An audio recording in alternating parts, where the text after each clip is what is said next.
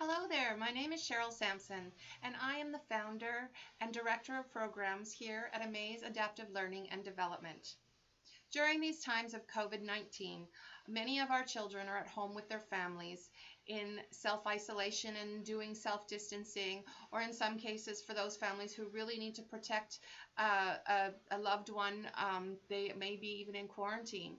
And as a result, I wanted to come up with a format that would help the children as they stay home for an designated amount of time, and be able to support that child with the family as well, as best I can. And so some of the topics that I would normally share with a parent are generic enough that I can put it to a video rather than having to repeat myself over and over with each of the families. So this is my first video. I had to kind of take some time to learn the technology, and so I've decided that I'm not going to take the time to learn how to edit video. I'm just going to create video. So as I have bloopers along the way, they're going to end up in the video. So please excuse the bloopers if they do happen from here on. Additionally, I want to let you know that we are recording here from the facility. This is our ABC room, and to change up the dynamics of it, each of my videos I'll try and create in one of our other rooms so everybody can kind of see a bit of our facility, a little bit of home for the kids who might be, they probably won't be watching this, but they might look at me and say, oh, I know that person, that's Cheryl. Anyways, here I am to create this video. So my very first video for all of our parents is in changing behaviors. And when it comes to behaviors, it is such a the science behind how we manage behaviors is generic enough for me to be able to share with everyone, including anyone who may be on my Facebook page as followers, because it will help everybody, and that's who I am. I like to help. I want to help everybody as much as I can. And so, there's a lot of our emotions going on for everybody in our households right now. It's a matter of how the parents are learning to cohabitate or separate in some cases, especially if you're a frontline worker, married to a frontline worker who may have to self-isolate away from your family as well. And so there's just so much going on. And for our children, there is no school, there's no routine that they're used to. There are many parents that I know are already implementing routines for their kids, which is wonderful, but the routine is all changing, and so everyone's kind of on the edge of emotion, and that's both the adults as well as the children. And so as we go through these very trying times, if our children's behaviors, we may start to see some of their old behaviors resurface, or we may start to see new behaviors resurface or surface, or we may even start to desire new skills and behaviors from our children while they're in the home that we haven't really either, we've kind of let it slide because it wasn't as important. They're only so many hours a day, and now that they're home all the time, it's like, okay, I really got to crack down and get this skill accomplished. And a skill is kind of a behavior, in order it's what we do. Everything is a behavior, and behaviors are not a negative thing, although the word behavior has a connotation of being a negative. In any case, behaviors are everything from smiling, hugging. It can be a skill like a reaching. There's all kinds of behaviors. And of course, today's is going to be on changing behaviors. And for the most part, when we want to change a behavior, we're changing something that is undesirable and hopefully coming to a new desirable behavior. And so the first piece of this is the science of changing behavior and where it comes from. And it comes from a very well-renowned scientist whose name was B.F. Skinner.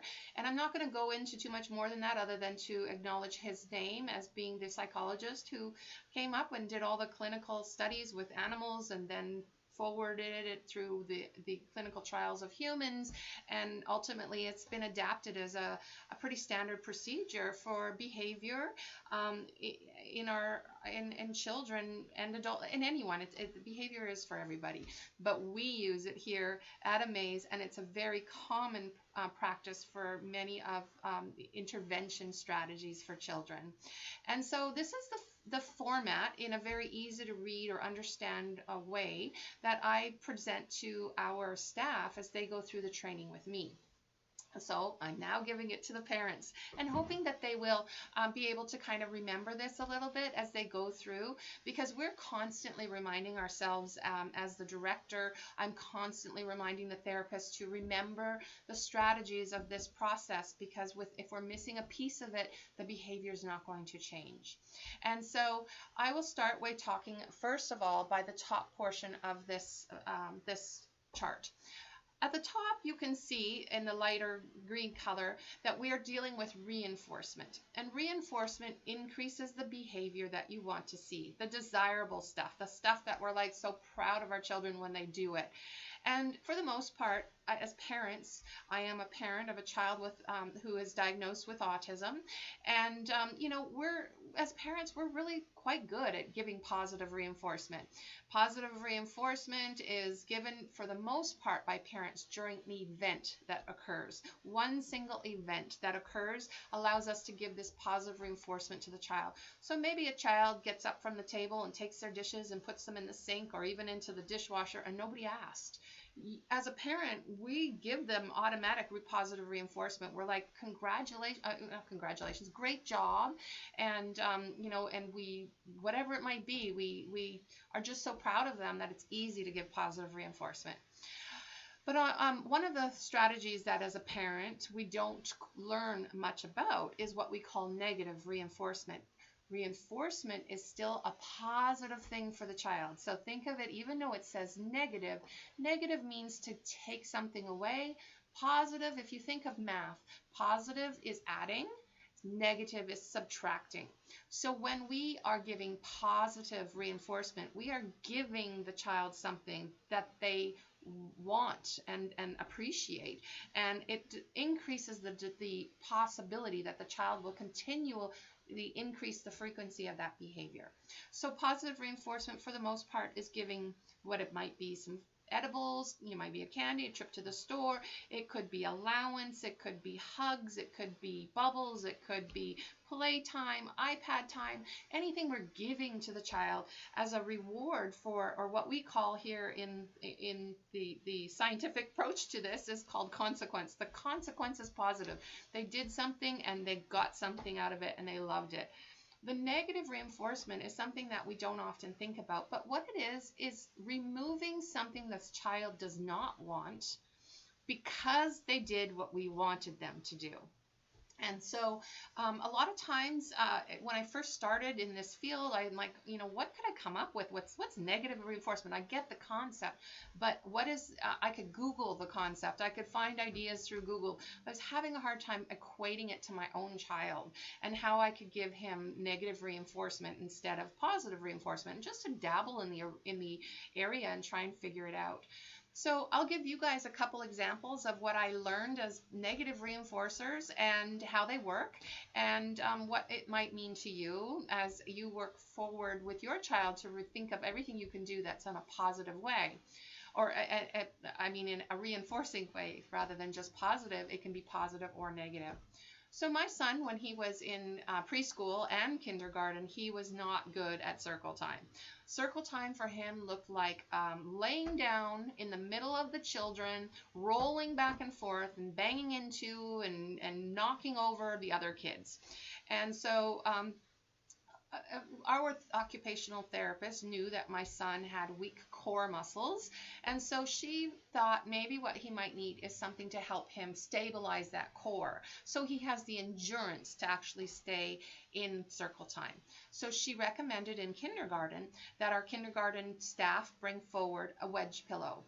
Well, we quickly learned that the wedge pillow was not a desirable item for my son. He was not going to have anything to do with this choppy looking pillow. And so it ended up becoming what we call a negative reinforcer. So when my son would sit up straight in the circle time, the pillow was removed. And that's what he strove to accomplish, because he did not want that reinforcer to be present in his environment. So that's one example of taking something away. He sat up straight, we'd take it away. We'd say, great job. And then we could give the positive, verbal reinforcement. But we were really using a negative reinforcer as the primary way to get him to sit up and participate properly in circle time. Another example would be that he's a little bit older and we're working on our pencil skills and our tripod grasp for, how to place those fingers in the right way. It was very difficult, and he was struggling behaviorally to be willing to participate in the methods that we were trying to teach. So by accident, we thought, okay, well, maybe we should try these adapter things that they have out there for pencils that will help the child find the placement for their fingers onto the pencil the proper way. Well, what happened is it ended up becoming our negative reinforcer. So as soon as my son tried it, he hated it. That was nothing he wanted anything to do with it. So when he would come in for his therapy and we would tackle this particular skill, we would have out on the table not only the writing utensil and the writing apparatus, whether it be the whiteboard or paper or whatever it was, we would also have that little item for putting on the pencil right there in front of him. And so in order to avoid using that, he would hold the pencil correctly, and then he would say, put that in the drawer. And we would take it away from the environment because he was using his skills correctly. And we'd be, yes, of course we'll put it in the drawer. You're doing such a wonderful job holding it without it. And so again, we're giving positive reinforcement after he's that positive consequence in the way of words when he was doing it right. But the real motivator for him to actually change his grasp was that thing on the desk that he did not want to use. And that was something we took away from his environment in order for him to feel comfortable and willing to do what we were asking of him. Up to that point, it was a challenge. So that's the upper portion of this particular diagram. And as you can see on this diagram, there's the positive and there's the negative, both for reinforcement as well as for punishment. So now we're going to kind of delve into the punishment aspect of it. And so I'll take us down to this picture here. And in this particular picture, you can see that it reduces or eliminates undesirable behaviors. So this is the piece that, again, as parents, we're pretty good at punishment as well. It's pretty easy for us to punish our children, and punishment in the world of applied behavior analysis or behavior sciences is, to me, has always been a harsh word. It's like punishment sounds so awful. So I excuse the word punishment. It's just the word that they use, but really it's consequence. What is the consequence the child receives after exhibiting a behavior that is undesirable? And by following the rules of B.F. Skinner, we can actually decrease the frequency of an undesirable behavior by producing both either positive punishment, negative punishment, or a combination of both, like I was explaining as reinforcers. So as parents, where we're really good is we're really good at negative punishment.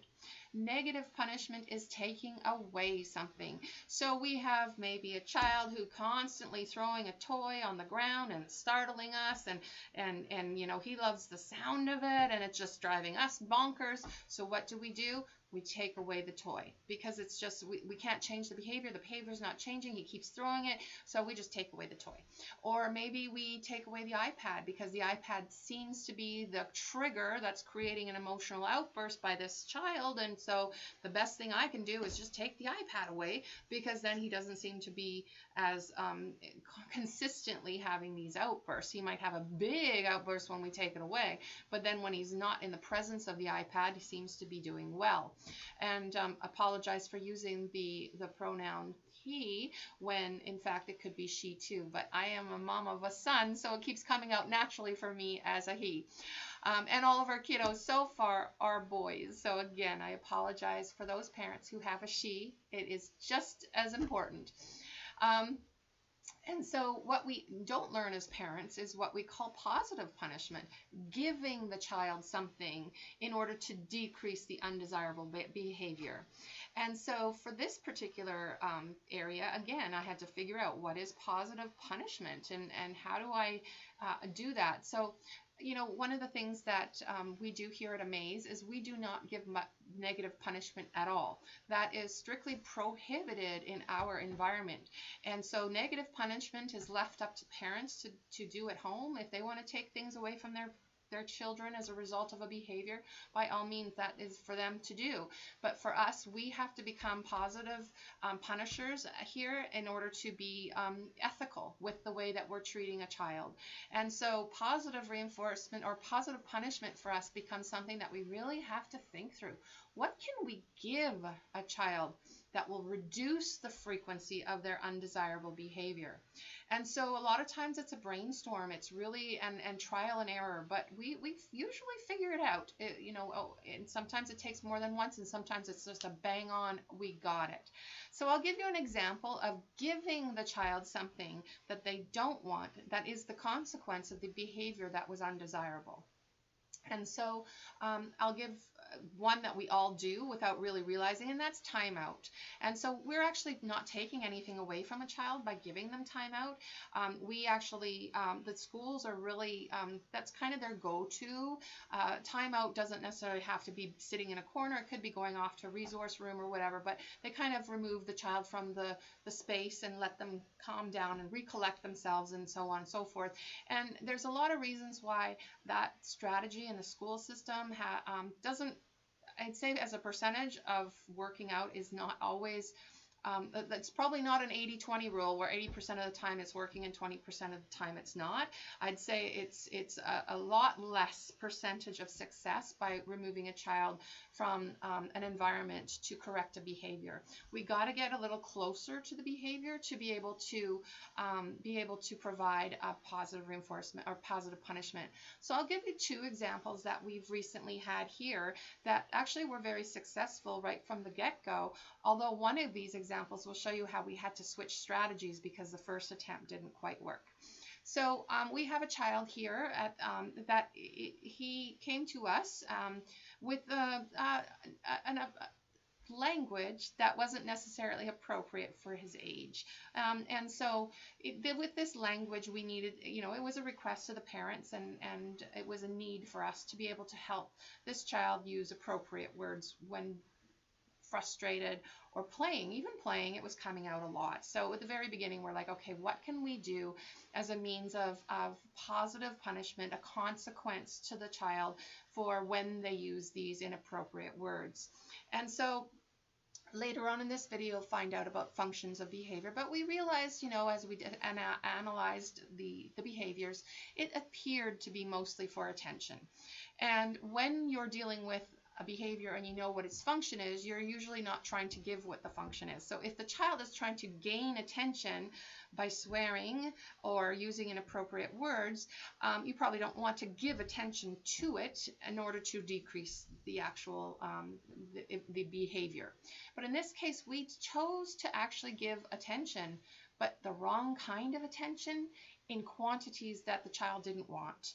And so we thought, well, let's give it a try. And what we decided was every time an inappropriate word would come out, we would then sit with the child and have a serious conversation about why we shouldn't use these words, and and just having these 5-minute conversations. And so very quickly the child was like, okay, enough already, I get what you're trying to say. And we're like, well, no, we're not done 5 minutes yet, because and so the child would be like, enough, and we're like, no, we were going to keep talking until 5 minutes is done. Every time we have 5 minutes, every time we have an undesirable word, we're going to actually have to have a conversation. And so it was almost instantly that we saw a complete behavioral change in the child. We gave him attention, but we gave him attention to an umph degree that he did not want. And that was that's positive. That's giving a consequence that is considered punishment to the child. And in order for that behavior to decrease, he doesn't want it. So don't give it to me anymore. Well, without the behavior, you won't get it. So we're all in good. We're good. The only thing we don't, we can't guarantee that generalized yet over to the household. But here, at least at the center, the child has won rewards for great days, and it's just been such a wonderful thing to see how quickly the behavior was reduced as a result. Actually, almost completely eliminated. The only time we ever have it is maybe once in a session, unless he's having a really, really off day. But for the most part, it's not there. And so we're rewarding that behavior at the same time. The second time that we actually dealt with, giving positive punishment that I really want to share with you would be for a child that we have here that whose hands aren't quite going in the right spot when it comes to putting them in the pants. And so we kind of had to think about what can we give the child as a result of, as a consequence to the action, so that we can reduce the behavior. And the first idea that we came up with was washing hands. Of course, that makes sense. It's tied closely to the event. And so every time it goes in, let's go to the washroom. This child did not like to wash their hands, and so we thought that might be a good one. But over time, and not too long into it, the child was like, okay, let's go wash our hands. It was just a consequence. It wasn't a consequence that was big enough or serious enough that the child was willing to make a change over it. So it wasn't really working. So we had to kind of think of outside the box and say, what else could we do that we could give to the child when this event happens? And so what we ended up doing was teaching the child what a belt is and what a belt is used for. It goes on our pants and it has a buckle, and the goal for us, without him realizing it, was when there's a buckled belt on their pants, it's much more difficult to get our hands there. And so what we did is we gently introduced it to the child, asked him if he knew what it was. It's a belt. So we have some WH questions that he knows what a belt is for. Maybe never seen one that way that we had shown it. So we put it on him for him. He was a willing participant. We put it on. We cinched it up and we said, what do you think? And he wore it for about, 30 seconds. And he's like, off. And you could tell he did not like it anymore. And we took it off and we said, okay, thanks for trying it. This is what we call a belt. And so then we also help him to understand that when we put our hands in our pants, what we're going to do is put the belt on, and that will help us keep our hands where they're supposed to be. And so in all honesty, we never had to put it on. The child really didn't want that belt, and we just reminded him as the sessions are, and if it was even almost close, we're like, should we maybe put the belt on? And we're like, no, I don't want that. And so it can sometimes, a positive punishment and a negative reinforcer can be kind of doubling as one item. So for him, the positive punishment would be if we would have had to put the belt on, but the positive reinforcer was that we didn't put it on. We took it away from him in order to for him to he did what we wanted him to do. So going back to the original chart, you can see that on the top part, the negative reinforcer was something we're removing because there's a desired behavior. His hands were kept on the outside, therefore we would remove the belt. If his hands went inside, the belt would come out and we could put it back on his pants. But we never even had to do that. The behavior instantly changed for us, and it was like we were so excited that we found something that worked, and it didn't even take us any time to do it. So you can see there's some trial and error when it comes to it.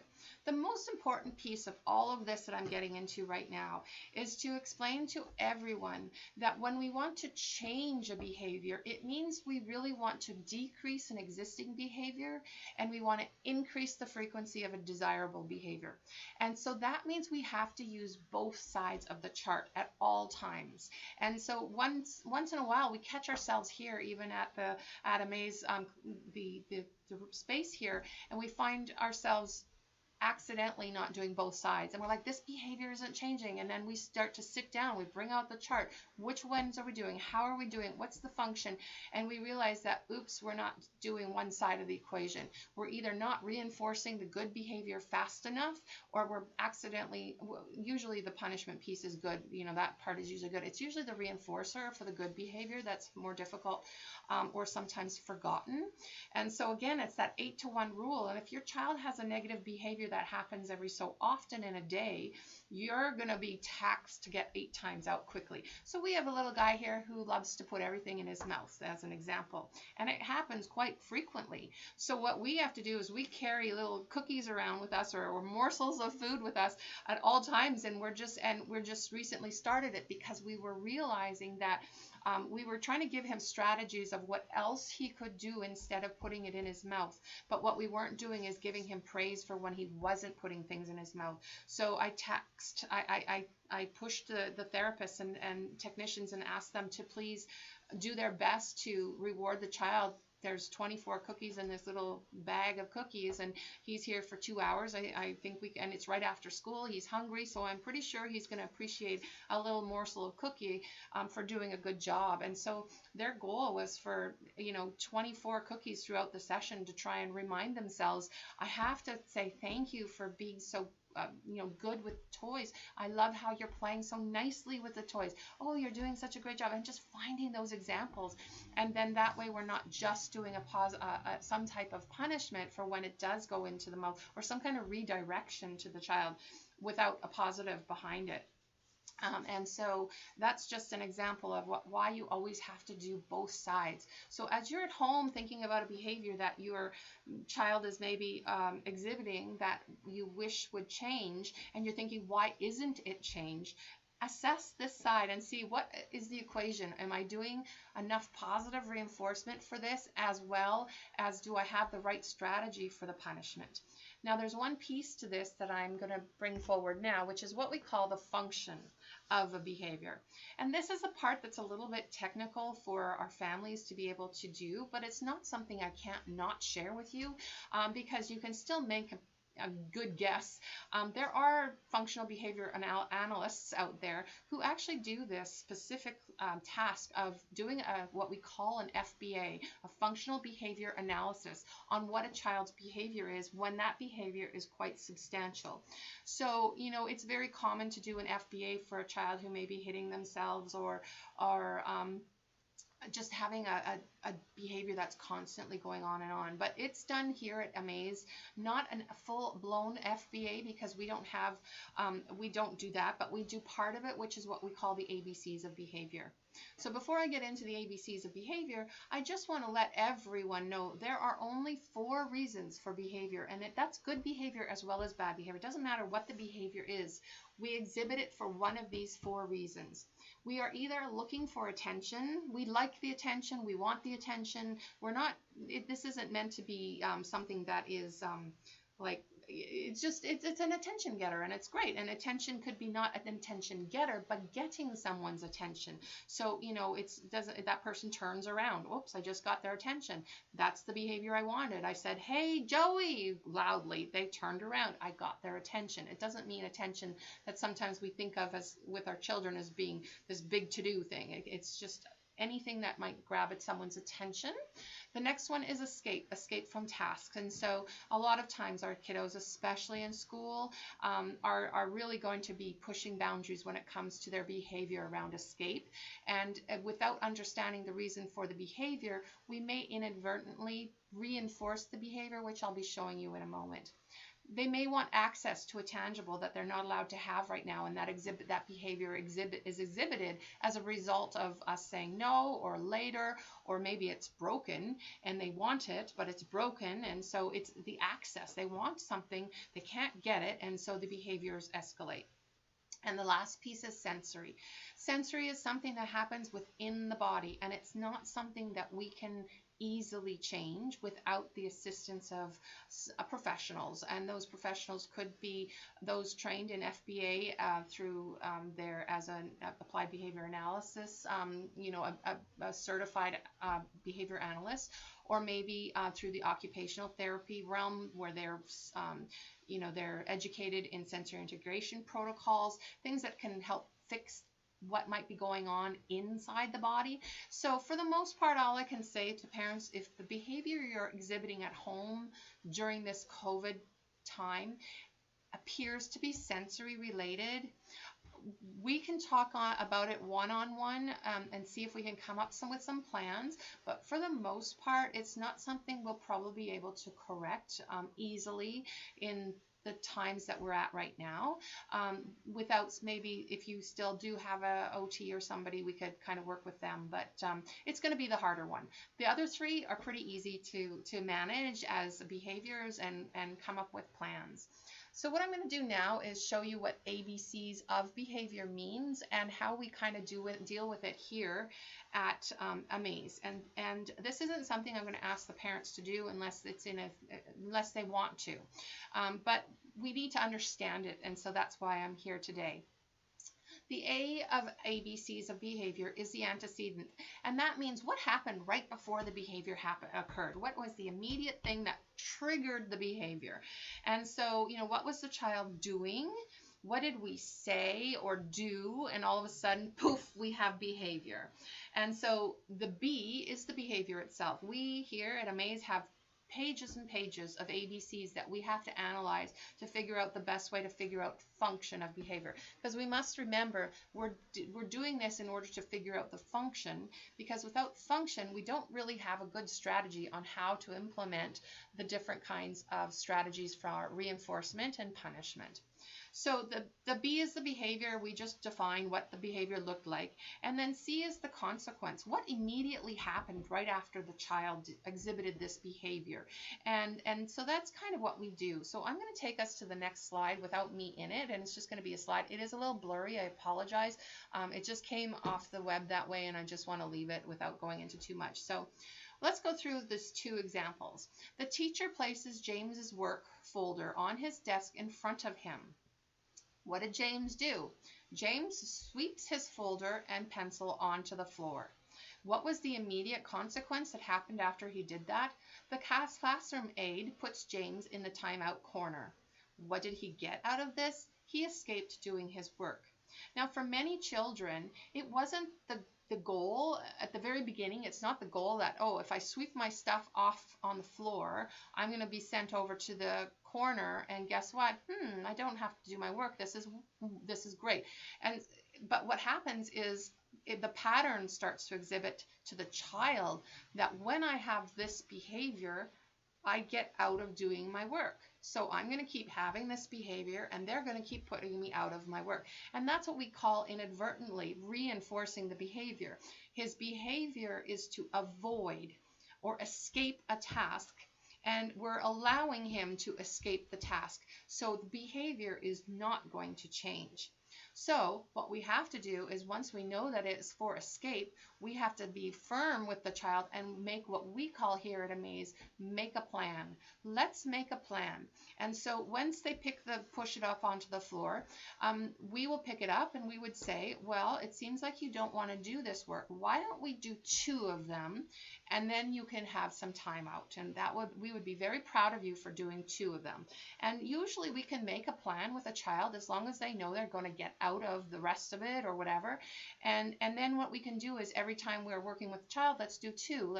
All of a sudden we start pushing it up to 3. Well, you've been doing 2 so well. Let's see if we can do 3 today. And then 5. And then before you know it, your child isn't pushing that stuff out onto the floor anymore, because they're not, no matter how many times they push it on the floor, they're still going to have to do the work. They're not getting out of it. They might be getting out of some of it, but we build in more and more and more as they can tolerate it. And so that's an example of that. The second example is, at lunch, James sees that Martin has yogurt. What was the behavior? James bangs himself in the head with his fist at the lunch table. And what immediately happened right after that? Martin gives James his yogurt. What happened? yogurt got he acquired the desired object that he wanted. What was the function of this behavior? His behavior was to hit himself because he wanted something. And guess what? Somebody gave it to him. So again, over a couple periods of time, if that happens more than once, all of a sudden James starts putting it together. He might not have realized that banging his head would get him the yogurt, but now that it did give him the yogurt and that's what he wanted, oh, if I do this again, I bet you I'll get what I want again. And sure enough, that's kind of what we get in these patterns of inadvertently reinforcing a behavior. So once we know that this particular student does not want, once we know that the function of this behavior is access to something, then we need to be able to have the child do something different in order to gain the access that they want. And so in this particular case, it might be using his words, and eventually there's a whole different strategy for working with the answer no, you can't have my yogurt, but let's just say no is off the table right now, and we would be willing to give him the yogurt if he had an appropriate behavior for that outcome.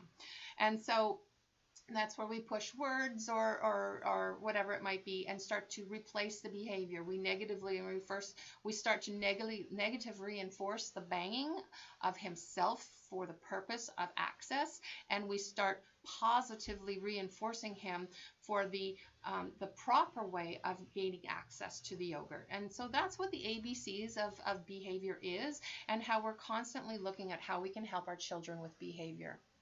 So for me at the end here, we have one last activity that I thought was really good. Now this activity can be done with some of the older children who you're still dealing with the consequences of behavior. But for the most part, it's something you can think of in your head as for the younger ones who aren't going to be able to participate as to how you might be able to help a child understand consequences of their actions, or for you to understand what you need the behavior to be. And so I'll just take you through the example. It is a video. I couldn't figure out how to put the video onto this particular video, so I'm just going to show you clips of that video that makes sense. So here we go. I think something went wrong. Oop, this is an oops moment, but here we go. We're going to go to activity, and here we go. All right, so on the video, the lady has the child participate in an event that they had occurred.